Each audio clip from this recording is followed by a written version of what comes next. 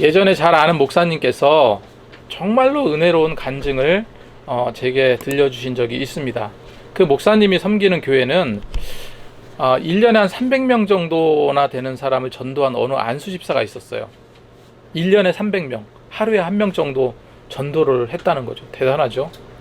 그래서 그 안수집사가 와서 이제 전도 간증 집회를 하게 되었다고 합니다. 그런데 그 교회 한 장로님이 이제 안수집사님이 300명, 1년에 300명 전도했다고 하니까 자신도 이제 전도를 좀 해야 되겠다 해가지고 기도하면서 전도를 시작을 했어요, 장로님이.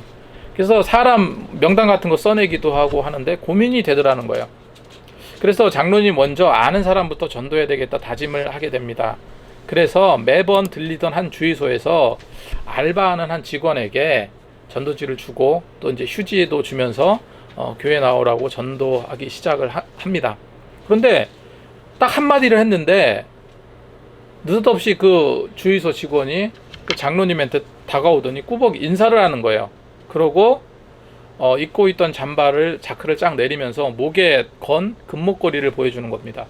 금으로 된 목걸이 있잖아요. 왜 영화나 드라마 같은데 보면 뭐 이런 일수 가방 들고 금목걸이 쫙 차고 가는 그 느낌이 연상이 되는데, 아무튼 이 반짝반짝 빛나는 금목걸이를 보여주는데 그 금목걸이에는 불교 마크가 이렇게 새겨져 있어요. 그걸 보여주는 겁니다. 그래서 장로님은 이 사람은 교회 가긴 틀렸구나 이렇게 생각을 한 거예요. 그 불교 마크가 달려져 있는 금목걸이를 장로님께 딱 보여주면서 그 직원이 이렇게 말하는 겁니다. 사장님, 이 금목걸이는 100만 원도 넘는데 만약에 제 이 불교 마크가 찍혀 있는데 이 불교 마크 찍힌 거를 십자가 목걸이로 바꿔주시면 교회 나가겠습니다. 이렇게 이야기를 하는 겁니다. 그렇게 웃으면서 이야기를 하더라는 거예요. 그래서 장로님은요, 조금 더 망설임 없이 불교 마크를 십자가 마크로 바꿔주었어요. 그 부분만 이렇게 좀 바꾸면 되는 거니까 그렇게 뭐 돈이 그렇게 많이 들어가는 게 아니겠죠. 그렇게 해서 십자가 목걸이로 바꿔주었다고 합니다. 그렇게 하자 그 주유소 직원은 약속대로 교회를 나오게 되었다고 해요. 그리고 나온 지 얼마 되지 않았는데 자기 여자친구까지 데리고 왔더라는 겁니다. 여러분, 이걸 보고 어떤 생각이 듭니까? 모든 것에는 계기가 있다. 계기가 있게 마련이다라는 생각이 저는 번뜩 들었어요. 그 알바 직원 역시 단순히 금목걸이를 십자가 목걸이로 바꿔주면 가겠다 이 말 역시 그냥 그 즉흥적으로 내뱉은 말일 수도 있겠지만은 그게 아니에요. 세상 어떤 것에도 우연이란 있을 수가 없습니다. 모든 것이 다 그래요. 특별히 하나님의 자녀로 선택받은 그 하나님의 자녀로 부르심을 받는 데에는 우연은 결코 있을 수가 없습니다. 사실 그렇게 되지 않아요. 그래서 하나님의 뜻과 섭리, 이 되게 하는 방법은 다양하고 정말 말로 설명할 수 없는 그 마음을 움직이시는 그분이 계시기 때문에 그런 일이 일어났다고 생각을 합니다. 제가 그 이야기를 듣고 분명 하나님께서는 교회를 위해서 준비할 영혼이 따로 있구나 하는 생각을 하게 되었습니다. 새로 이전하는 교회에서는 계기를 많이 만들어야 될 줄로 믿습니다. 계기를 만드는 것 가장 좋은 일은요, 전도하는 거예요. 전도와 복음 전파, 그건 아무리 생각해도 그것은 본질입니다. 교회는 영혼 구원하는 일에 최우선의 과제가 바로 영혼 구원하는 일. 한 영혼이 살아 돌아오는 것은요, 정말로 천하보다 귀하다고 주님께서 말씀하셨어요. 저는 목사이기 때문에 뒷짐지고 그냥 책상에 앉아서 말씀 준비만 하고 그렇게 하면 끝이다, 이런 목사로 남고 싶지 않아요. 예전에 기쁨의 교회를 열심히 전도했던 기억도 나고, 또 어린 영혼들이 모아다가 이제 어떤 그 잔치 같은 것도 열면서 아이들을 전도했던 그런 기억도 많이 납니다. 굉장히 소중한 일이죠. 정말로 감사드리고 정말로 이런 부분을 다시 할 수 있는 기회를 주신 하나님께 너무나도 감사하다는 생각이 듭니다. 비록 지역이 다르고 교회는 다르지만 예수로 하나 되어서 정말로 신앙의 맥을 이루어가는 거 굉장히 소중하다고 생각해요. 또 한 가지 기억나는 게 개척 초기예요. 개척한 지 얼마 안 돼서 3.1교회 수도권 선교팀을 만났잖아요. 그래서 여름만 되면은 찾아와서 여름 성경학교도 해주고 주변에 아이들 전도도 해주고 그랬던 기억이 많이 납니다. 딱 한 번만 하는 건데 여러 차례 와서 그렇게 해주었어요. 지금도 한 분은 계속해서 저와 연락을 하고 있어요. 너무 감사한 일이죠.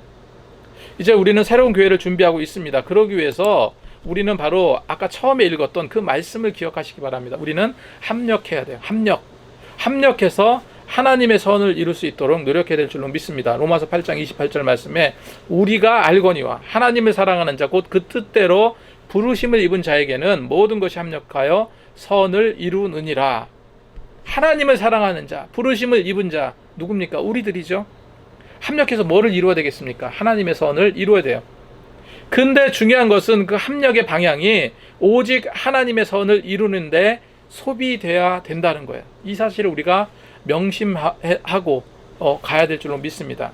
제가 오늘 제목을 하나의 결이 되어 라고 말씀드렸는데, 제가 예전에 이 말씀을 전했던 기억이 나요. 어떤 때 전했냐면 3.1교회 수도권 선교팀이 오고 그 마지막 이제 돌아가는 그날 있죠. 3.1교회 이제 수도권 선교팀이 여기서 이제 교회 사역을 마치고 돌아가는 그 주일날 했던 설교 제목이 하나의 결이 되어라는 말씀이었습니다. 그 말씀을 그대로 가지고 왔어요. 제가 이 제목으로 예전에 이렇게 말씀을 드린 적이 있는데 지금 우리가 필요한 것이 이거라는 생각이 들어서 다시 한번 말씀을 준비했습니다. 꽤 오래전인데 10년은 안 된 것 같고 한 7, 8년은 넘은 것 같습니다. 흔히 70년대 통기타 문화를 선도해 왔던 윤영주, 김세환, 송창식, 조영남들 이렇게 아시죠? 일명 이들을 가리켜서 세시봉 출신의 가수들이다 뭐 이렇게 해가지고 뒤늦게 나중에 MBC 방송을 통해서 인기를 얻은 적이 있었습니다. 정말로 아름다운 하모니로 노래를 하는데 눈물이 주르륵 날 정도로 정말로 감동적인 그 자체였습니다. 그때 방송에서 그 너무나 아름다운 노래 한 곡이 제 마음을 흔들어 놨는데 그 노래 제목이 뭐였냐면 우리들의 이야기라는 노래였습니다. 저는 그 노래가 너무 좋아서 막 인터넷에 검색을 해봤어요. 그랬더니 그 우리들의 이야기라는 노래가 번안가요더라고요. 외국곡입니다. 외국곡. 그런데 이 노래를 좀 더 찾아봤더니 피지라는 그 섬의 원주민들이 부르는 노래가 그 원곡이 바로 우리들의 이야기라는 노래입니다. 그래서 노래를 검색하다 보면 또 다른 것도 검색하고 싶잖아요. 그래서 이 노래가 어디에서 나왔나 봤더니 1984년도에 하나의 결이 되어라는 앨범 타이틀이 하나의 결이 되어입니다. 앨범 제목이. 그 앨범 제목이 하나의 결이 되어 라는 그 앨범 속에 수록되어 있는 노래가 우리들의 이야기라는 노래였어요. 그래서 또 하나의 결이 되어라는 그 앨범은요, 컴필레이션 앨범인데 이 컨트리송 같은 분위기의 노래도 수록되어 있고 민요 같은 민요 메들리도 들어있고, 그리고 놀라운 것은요, 그 하나의 결이 되어라는 그 안에 어메이징 그레이스, 주 은혜 놀라와 같은 복음성가도 들어있었습니다. 그리고 브리즈 오브 트러블 워터 같은 팝송도 담겨져 있었어요. 그러니까 이제 컴필레이션 앨범이죠. 그래서 제가 궁금했던 게 그 제목이었어요. 하나의 결이 되어라는 것이 어떤 뜻을 가지고 있는가, 어감과 느낌이 너무 좋았거든요. 그래서 제가 찾아보니까 이 결이 되다, 이 결이라는 것은 이 돌이나 나무를 반으로 딱 잘랐을 때 나이테 같은 무늬를 결이라고 말합니다. 그 나무를 딱 자르면 뭐가 생깁니까? 나이테가 생기죠. 나이테가 보이죠. 그 나이테 같은 그 무늬를 뭐라고 말하냐? 결이라는 거예요. 그래서 하나의 결이 되다, 하나의 결이 되어라는 것은 우리 하나로 뭉치자, 이런 단결의 의미라기보다는 어떠한 디자인된 전체 중에서 내가 하나의 무늬가 되겠다, 내가 하나의 나만의 개성으로 디자인하겠다 하는 그런 의미였더라고요. 그래서 하나의 결이 된다는 것은 전체 그림 중에 비록 나는 한 결로 존재하지만 그 한 결 한 결이 모여서 전체의 아름다움을 이루는 멋진 작품이 되는 것을 말해요. 그 의미를 알고 나니까 이 말이 더 좋아진 겁니다. 사실 생각해보면 어떤 직장이나 공동체건 간에 이 하나의 결이 된다는 것은 굉장히 중요한 것 같아요. 제가 다시 이 말씀을 드리는 이유는 교회는요, 두 가지가 필요한 것 같습니다. 어떤 게 필요하냐면요, 하나가 되는 단합이라는 것이 굉장히 중요합니다. 단합 굉장히 중요하죠. 그리고 또 하나하나의 결이 되는 것, 정말로 중요하다는 생각이 들었습니다. 하나님께서 주신 나만의 달란트를 어떻게 디자인할 것인가. 우리 예수님의 믿음의 공동체는 이와 같이 하나의 결들이 모여서 아름다운 모습으로 디자인되어서 정말로 든든히 세워가는 곳이 교회다, 그것이 교회 공동체다 하는 생각이 들었다는 거죠. 그래서 우리는 각기 다른 하나의 결들이 있습니다. 새롭게 이사가는 그 지역을 통해서 지역의 영혼들을 구원하고 봉사하고 섬기는 그런 노력들이 계속돼야 될 줄로 믿습니다. 그래서 그로 인해서 우리는 개인의 삶도 쑥쑥 커나가기 원해요. 교회가 잘 되면 개인이 잘 된다. 이거는요, 제가 여태까지 경험해서 이루어진 얘기예요. 저는 사역하면서 이런 예는 너무나도 많이 봤어요. 하나의 결이 되어 나가자 제가 말씀을 드렸는데, 그렇다면 우리 기쁨의 교회라는 믿음의 공동체를 통해서 어떤 결을 이루어 나가야 될까? 먼저 우리는요, 기도의 결이 되어야 될 줄로 믿습니다. 기도의 결이 되자. 모든 변화의 중심을 일으키는 것은 바로 기도입니다. 먼저 기도는 혼란한 세상 속에서 마음과 생각을 지키게 만드는 힘이 있어요. 악한 곳에 머물지 못하게 합니다. 내가 나쁜 생각, 나쁜 짓, 악한 생각, 불의함, 이런 곳을 벗어나게 만드는 것이 뭐냐면 기도예요. 그래서 제가 기도에 대해서 여러 번 말씀을 드렸는데, 영혼의 샤워 같은 그것이 기도입니다. 빌립보서 4장 6절 7절 말씀에 아무것도 염려하지 말고 다만 모든 일에 기도와 간구로 너희 구할 것을 감사함으로 하나님께 아뢰라. 그리하면 모든 지각에 뛰어난 하나님의 평강이 그리스도 예수 안에서 너희 마음과 생각을 지키시리라. 너희 마음과 생각을 지킨다. 뭐 하면요? 기도하면. 이렇게 말씀하고 있어요. 그래서 기도는 가장 중요한 우리가 갖춰야 될 그런 결입니다.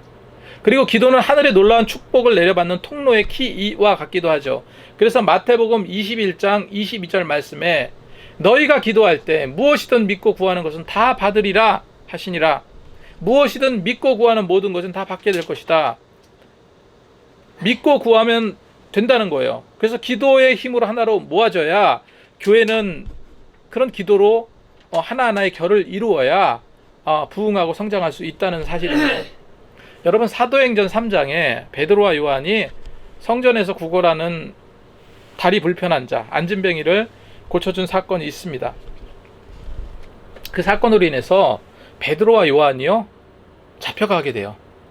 공회에 잡혀오게 됩니다. 그 다음날 베드로와 요한의 말을 들어보고자 많은 관리들이 모였어요. 어떤 사람들이 모였습니까?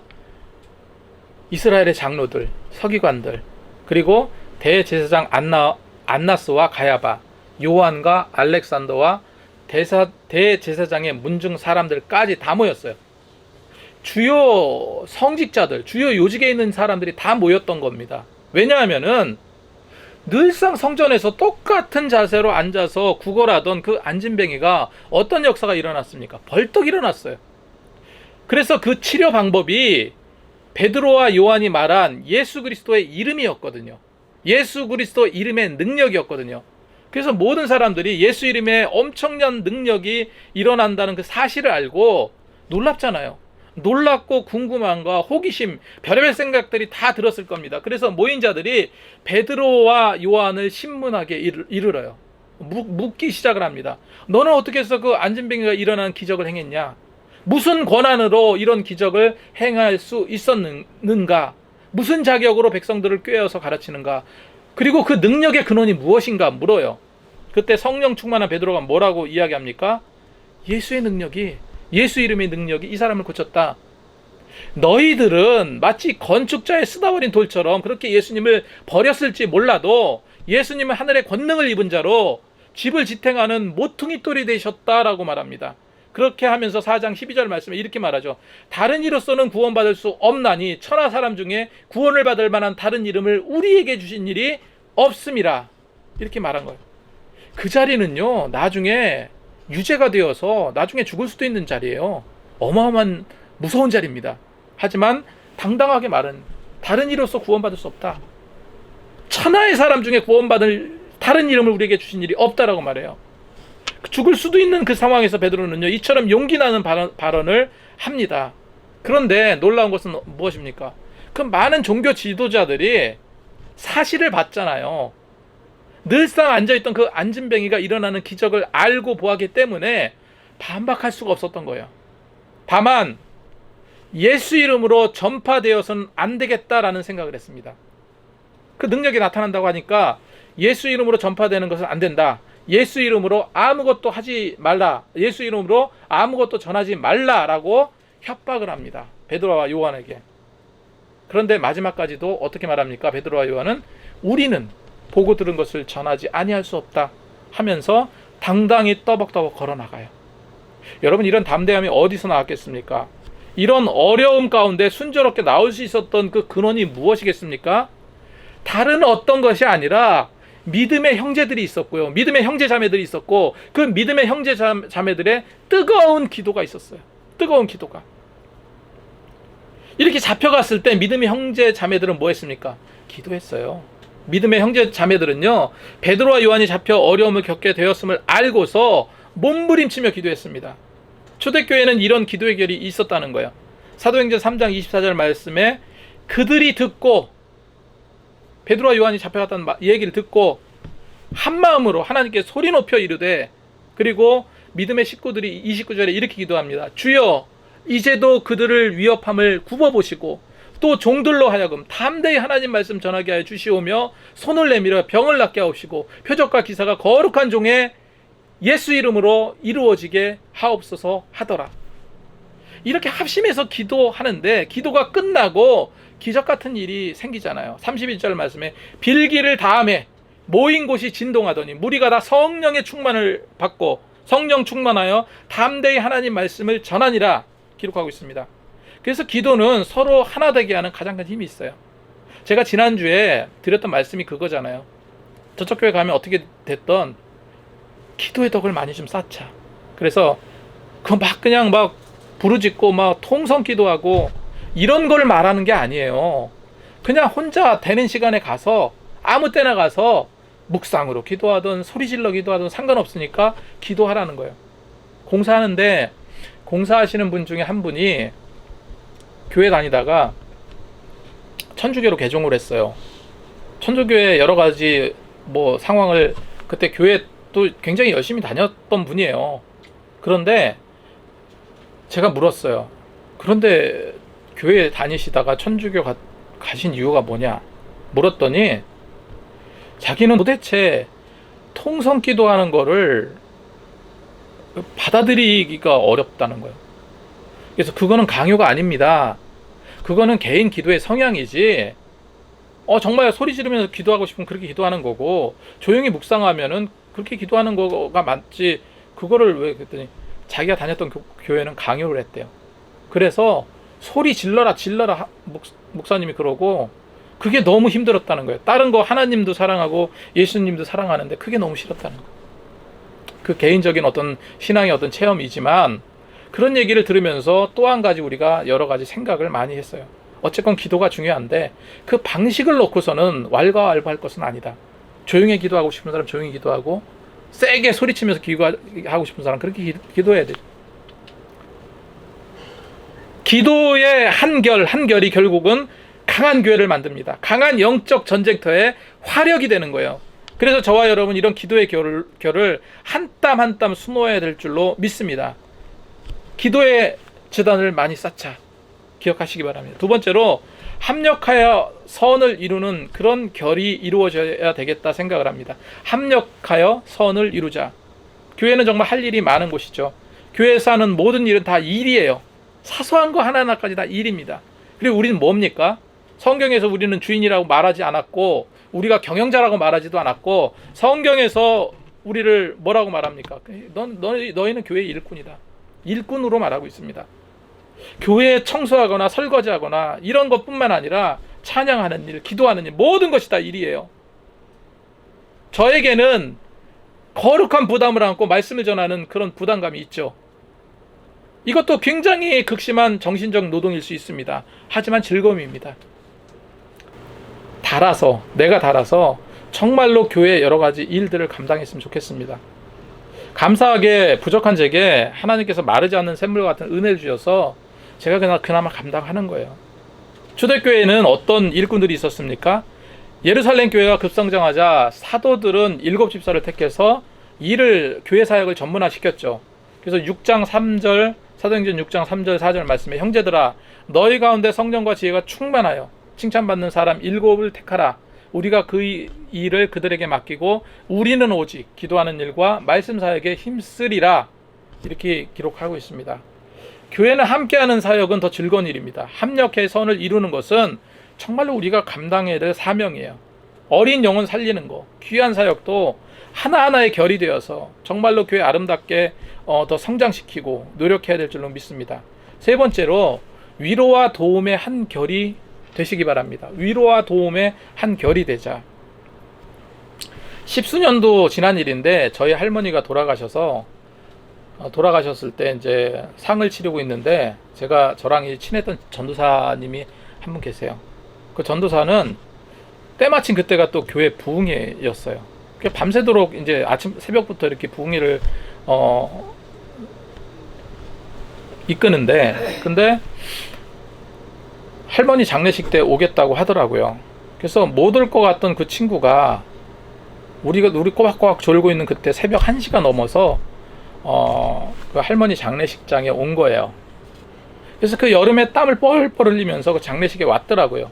그리고 부흥회가 끝나고 거의 12시가 되었고 다시 또 장례식장 와서 또 위로해주고 우리를 위로해주고 그리고 수의동 쪽으로 차를 몰고 또 가야 되잖아요. 그러면 2시가 훨씬 넘을 겁니다. 그렇게 2시가 넘어서 가서 4시 반 정도에 또 새벽 예배 때문에 일어나야 되잖아요. 한 2시간, 2-3시간 정도 잠도 자지 못했을 텐데 그런 힘든 중에 찾아와서 저를 위로해 주었습니다. 그 장면은 절대 잊지 못할 것 같아요. 그 힘든 때 어려움 상황 속에서 와준 거 너무너무 고맙더라고요. 여러분, 이런 거 우리도 할 수 있습니다. 이런 위로자가 되자는 거예요.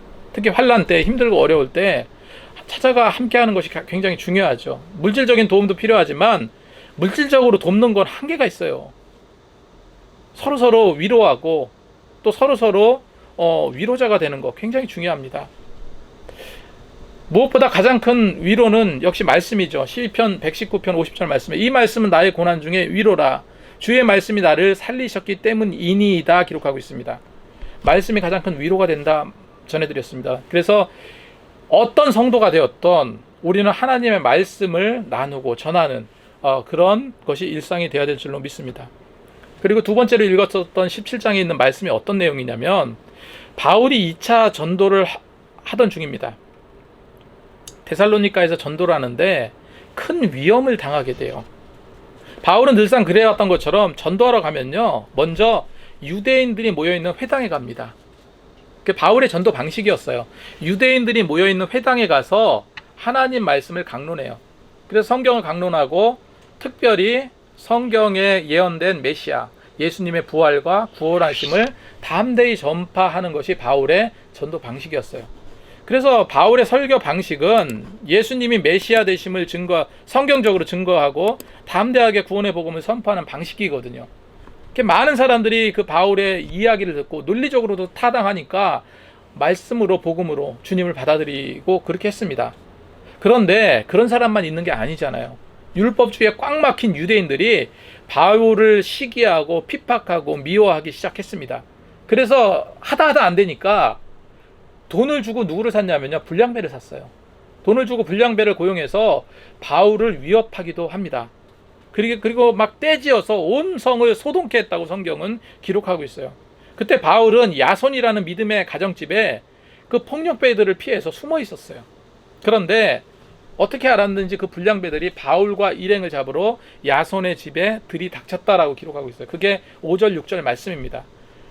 그러나 유대인들이 시기하여 저자의 어떤 불량한 사람들을 데리고 떼를 지어 성을 소동하게 하여 야손의 집에 침입하여 그들을 백성에게 끌어내려고 찾았으나 발견하지 못하며 야손과 몇 형제를 끌고 읍장 앞에 가서 소리질러 이르되 천하를 어지럽게 하던 이 사람이 여기도 이름에, 이렇게 기록하고 있어요. 어떤 내용이냐면은 바울을 잡으러 쫓아간 거예요. 이제 야손의 집에 바울이 있다는 얘기를 듣고 잡으러 갔습니다. 근데 바울은 하나님께서 피할 곳을 주셨겠죠. 발견하지 못했어요, 바울은. 그래서 이들은 화가 나서 그 야손과 믿음의 식구들을 대신 잡아서 끌고 당시 지방 책임자에게 데려가서 소리를 고래고래 질렀다는 거예요. 그러면서 뭐라고 말합니까? 이 자들도 바울과 한패다 하면서 이 자는 천하를 어지럽게 하는 그런 자다. 로마의 가이사를 섬기지 않고 다른 왕인 예수를 섬긴다면서 결박하고 고소하게 이르렀던 겁니다. 그래서 야손과 믿음의 식구들은 그렇게 해서 끌려가서 잡혔지만 어느 정도 보석금을 주고 풀려나게 되었습니다. 그런 가운데서 믿음의 형제들이 그 바울을 그 위험한 데살로니가에서 몰래 베레아 쪽으로 피신을 시켰던 거예요. 이것이 무엇입니까? 도움의 결이라는 거예요. 도움의 결. 그런데 또다시 문제가 생기죠. 바울이 베레아에서도 열심히 복음을 전했는데 유대인들이 바울이 베레아에서 복음 전했다는 소식을 또 들었어요. 그래서 또다시 베레아로 바울을 잡기 위해서 쳐들어갑니다. 13절에 데살로니가에 있는 유대인들은 바울이 하나님의 말씀을 베레아에서도 전하는 줄 알고 거기도 가서 무리를 움직여 소동하게 하거늘. 얼마나 많은 핍박들이 있었는지 복음 전하기가 이렇게 쉽지가 않았었던 거예요. 그런데 믿음의 식구들 때문에 다른 곳으로 바울을 피신시켜 주었다. 물론 하나님께서는요, 어떤 일을 하든지 피할 길을 주십니다. 복음을 전하는 다양한 길도 열어주시지만 피할 곳도 주시고 또 여러 가지 은혜도 주세요. 그런데 이런 믿음의 식구들이 바울을 돕지 않았다면 아마도 복음이 이처럼 담대하게 전파되지 못했을 거예요. 지금도 신앙적으로 그리고 교회적으로 이런 환란이 생길 수가 있고 우리가 또 새로 시작하면요, 새로 거기 가서 예배드리고 하면은 이런 어떤 환란과 시련 안 생길 수가 없습니다. 이럴 때 무엇이 필요할까요? 서로 도와야 돼요. 서로 기도로 돕고 말씀으로 돕고 정말로 위로자가 되고 이런 것이 필요하다는 겁니다. 여러분, 고난의 시기에 가장 필요한 것이 무엇이라고 그랬습니까? 서로 돕는 것, 서로 위로하는 것, 이런 도움이 필요합니다. 위로의 결이 되시기 바랍니다. 도움의 결이 되시기 바라요. 지금 우리는요, 따로따로 걷고 있는 게 아니에요. 우리는 하나가 되어서 함께 가고 있는 겁니다. 여기서 우리는 성공의 발자취로 나가야죠. 한 걸음 한 걸음, 찬송가대로 한 걸음 한 걸음 주 예수와 함께 날마다 우리는 걷겠네. 그렇게 걷고 있는 겁니다. 걷다 보면 지치는 사람도 있기 마련이고 힘들어 주저앉는 사람도 있기 마련이고 쓰러지는 사람도 있기 마련입니다. 어떻게 됩니까? 우리가 끌어 세워야죠. 우리가 위로해 줘야죠. 이탈하는 사람 끄집어 당겨야죠. 더 이상 못 가겠다, 안 가겠다 떼쓰는 사람이 있을 거예요. 도와야죠. 이런 사람들 기도해야죠. 여러분, 충분한 위로의 결이 되시기 바랍니다. 충분한 도움의 결이 되시기 바랍니다. 인간적인 위로 한계가 있지만 그래도 위로하시기 바랍니다. 인간적인 도움 한계가 있지만 그래도 도우시기 바라요. 말씀으로 위로하고 말씀으로 위로받으시기 바랍니다. 우리에게는 예수 그리스도 이름의 능력이 있습니다. 그 능력을 힘입어서 그 능력과 힘을 믿고 정말로 담대히 복음을 선포하면서 아름답게 교회를 섬겨 나갈 수 있는 그런 저와 여러분이 되시기 바랍니다. 기도하겠습니다.